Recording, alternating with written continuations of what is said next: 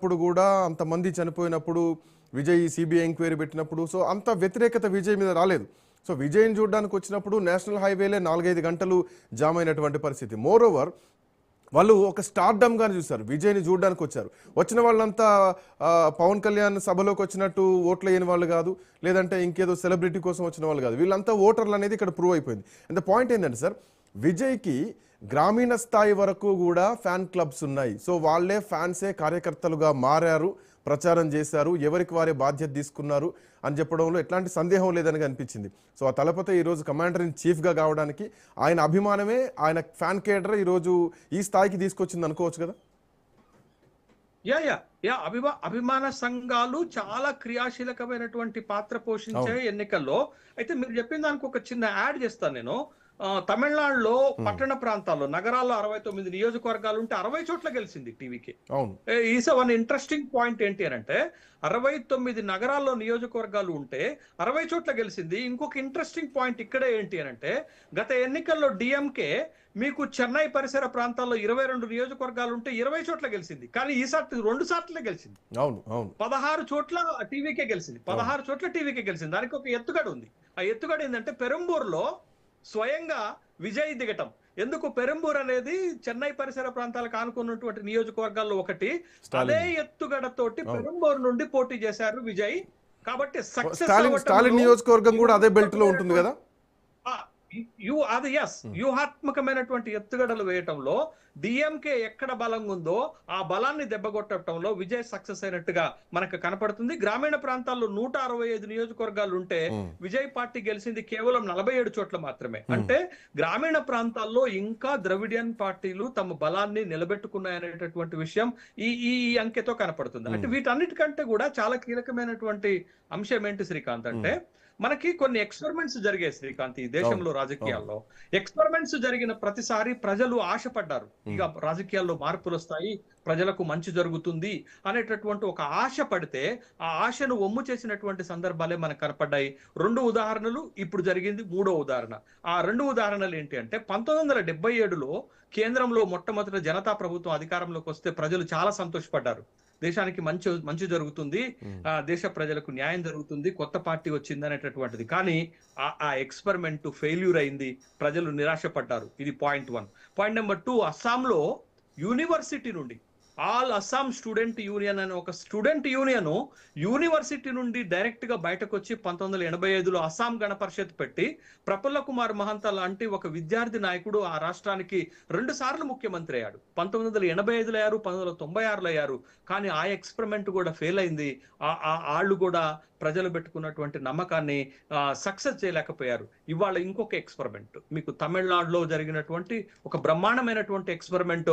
తమిళనాడుని ద్రవిడ్ పార్టీల హస్తాల నుండి బయటకు తీసుకొని వచ్చి ఒక కొత్త తరం రాజకీయాన్ని సృష్టించినటువంటి వ్యక్తి విజయ్.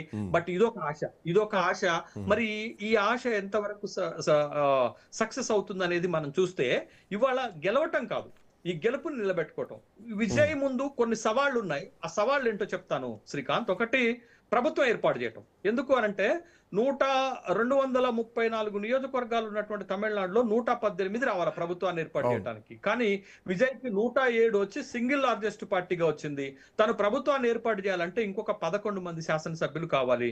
బట్ ఈ 11 మంది శాసనసభ్యుల్ని ఎక్కడి నుంచి తీసుకుంటాడు, ఏ పార్టీలు మద్దతు ఇస్తాయి అనేది ఒక కీలకమైనటువంటి అంశం. దీన్ని పక్కన పెడదాం కొద్దిసేపు. రెండోది, ప్రభుత్వాన్ని స్థిరంగా నడపటం. అంటే అత్యవసర మార్కులతోటో లేకపోతే అత్యవసర మెజార్టీ తోటి వాళ్ళ ప్రభుత్వాన్ని ఏర్పాటు చేస్తే ఆ ప్రభుత్వాన్ని ఎంత స్థిరంగా నడపగలుగుతాడు. మీకు తెలుగువాడే పివి నరసింహారావు గారు పార్లమెంటులో అత్యవసర మార్కులతోటి మెజార్టీ తోటి ప్రభుత్వాన్ని ఏర్పాటు చేసి 1990లో దాన్ని సక్సెస్ఫుల్ గా నడిపినటువంటి ఒక చరిత్ర ఉంది. బట్ ఈయన ప్రభుత్వ స్థిరత్వం ఎలా ఉంటుంది, ప్రభుత్వాన్ని ఎలా నడపగలుగుతాడు, ఇది 2వ పాయింట్. 3వ పాయింట్, తను ఇచ్చినటువంటి హామీలు, పేద ప్రజలకు ముఖ్యంగా ఇచ్చినటువంటి హామీలు. ద్రవిడ్ మోడల్ అన్నా సంక్షేమ మోడల్ అన్నా చాలా పాపులారిటీ ఉన్నటువంటి దేశంలో ఉంది. మరి ఈ హామీలను ఎట్లా నెరవేరుస్తాడు? పాయింట్. ఈ తమిళనాడు ఇవాళ అప్పులతో కూడుకుపోయినటువంటి రాష్ట్రము, అత్యధిక అప్పులు ఉన్నటువంటి రాష్ట్రం తమిళనాడే. మరి విజయ్ ఇచ్చినటువంటి హామీలను ఎంతవరకు నిలబెడతాడు? ఇది పాయింట్ నెంబర్ 3. పాయింట్ నెంబర్ 4 అత్యంత కీలకమైనది. తమిళనాడులో అవినీతి పార్టీలుగా డిఎంకే, ఏఐడిఎంకే ముద్రపడ్డాయి. కానీ తన పార్టీకి అవినీతి ముద్ర లేకుండా, కళంకం అంటకుండా పాలన చేయగలుగుతాడా అనేది ఒక పాయింట్ అయితే, ఐదోది చాలా కీలకమైనటువంటి పాయింట్, ఇప్పటి వరకు విజయ్ ఎలాంటి అధికారిక పదవులు నిర్వహించలేదు. అవును. కనీసం ఎమ్మెల్యే అనుభవం లేదు. కాదు, మొదటిసారి ఎమ్మెల్యే, డైరెక్ట్ గా ముఖ్యమంత్రి అయ్యారు. తన పార్టీ తరపున గెలిచినటువంటి ఒక్కళ్ళిద్దరు తప్ప మిగతా వాళ్ళందరూ రాజకీయాలకు కొత్త, మొదటిసారి ఎమ్మెల్యేలు అయ్యారు. ఎంతవరకు పాలనని సమర్థవంతంగా నడపగలుగుతాడు, ఎంతమంది అధికారులను సమర్థవంతంగా పని చేయించుకోగలుగుతాడు, తమిళనాడుకి ఏ లుక్ ఇవ్వబోతున్నాడు అనేది చాలా ఇంపార్టెంట్ అవుతుంది. దీంతో పాటు ఒక కొత్త తరం రాజకీయాన్ని టీవీకే విజయ్ నుండి ఎక్స్పెక్ట్ చేస్తున్నారు. ఆ కొత్త తరం రాజకీయం ఇవ్వగలుగుతాడా? కొత్త తరం రాజకీయం అంటే ఏంటి శ్రీకాంత్? ప్రజలతో మమేకమవ్వటం, ప్రజలతో కలిసిపోవటం, ప్రజల ఆకాంక్షల మేరకు పాలన చేయటం, ప్రజల కోసం పాలన చేయటం, ప్రజల కష్ట సుఖాలను ఫ్రమ్ టైం టు టైం తెలుసుకోవటం, ఇట్లాంటి కొత్త తరం నాయకత్వాన్ని ఇవ్వగలుగుతాడా? ఈ ప్రశ్నలన్నిటికీ సమాధానం విజయ్ పనితీరే చెబుతుంది. విజయ్ ఈ ప్రజలు పెట్టుకున్నటువంటి ఆకాంక్షలను నెరవేర్చకపోతే ఇది కూడా తాను ముక్కగానే మిగిలిపోతుంది. ఈ దేశంలో ఉన్నటువంటి వందల మంది రిజిస్టర్డ్ అన్ రిజిస్టర్డ్ పార్టీల్లో ఇది ఒక పార్టీగా మిగిలిపోతుంది అనేది. ఇప్పుడు తక్షణ కర్తవ్యం, విజయ్ ప్రభుత్వాన్ని ఏర్పాటు చేయడానికి 11 మంది శాసనసభ్యులు అవసరం అవుతారు. ఈ 11 మందిని ఎక్కడి నుంచి తీసుకుంటారు? అది the big task.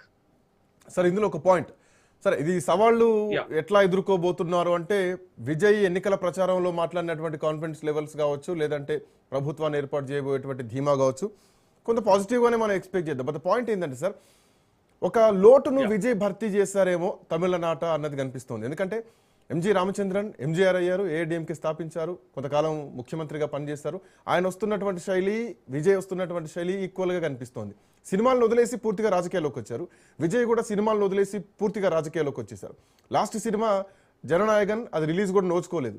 But Vijay political decision కూడా సార్ ఎక్కడా ప్రచారం జరగలేదు. రజనీకాంత్కు ప్రచారం జరిగింది, కమల్ హాసన్కు ప్రచారం జరిగింది తప్ప విజయ్ విషయంలో ప్రచారం జరగలేదు.